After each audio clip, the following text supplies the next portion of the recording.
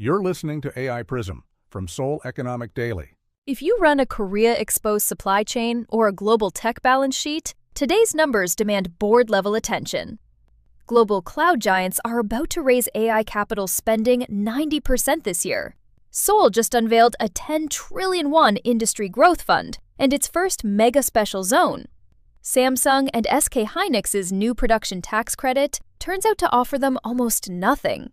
And Washington is pulling Anthropic and OpenAI into voluntary AI security talks after disclosed system breaches. It's Wednesday, August 5th. Let's look at a business story shaping corporate Korea. Korea's industrial policy and the global AI Capex cycle are colliding this week in ways that reshape both cost structures and growth funding for large manufacturers. Seoul is trying to direct more capital toward regional industry clusters and supply chain partners, while memory chipmakers find that a marquee new tax credit barely applies to their export-heavy operations. Meanwhile, hyperscalers face fresh pressure to prove AI spending pays off, and Washington is tightening scrutiny of AI security incidents. Here's what the numbers show. 9 global cloud providers plan $886.7 billion in AI-related capital spending this year, up about 90%, with next year's total projected to reach $1.3 trillion. Korea's industry ministry will create a 10 trillion won industry growth fund, with large corporations as limited partners. The government will also designate its first mega special zone this year, bundling more than 300 regulatory exemptions and subsidies to accelerate regional manufacturing projects.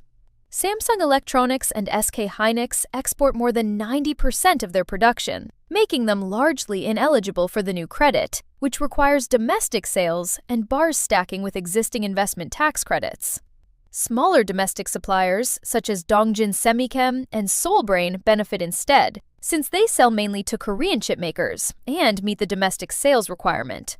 Samsung's DRAM revenue share rose to 39% in the second quarter, from 33% a year earlier, retaking the top spot from SK Hynix, whose share fell to 26%. SK Hynix and SanDisk responded by unveiling the industry's first HBF memory standard on August 4th, aimed at AI accelerator demand expected to commercialize around 2030. The White House plans to convene Anthropic, OpenAI, Google, and Meta this week on voluntary AI security testing, following disclosed unauthorized system intrusions by AI models at both Anthropic and OpenAI. So, what does this mean for corporate Korea's leadership? Earlier, we said the new production tax credit turns out to offer Samsung and SK Hynix almost nothing.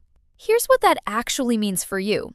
If your supply chain includes Korean memory equipment vendors, expect their cost position to improve, while the chipmakers themselves keep leaning on capacity and long-term contracts rather than tax relief to defend margins. On the AI side, boards exposed to frontier AI vendors should treat Washington's voluntary security framework as an early signal, since compliance costs will likely tighten before any binding rule takes effect. That's today's AI Prism CEO.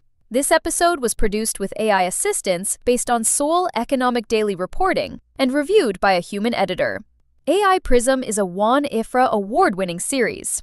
We'll be back tomorrow. You've been listening to AI Prism from Seoul Economic Daily.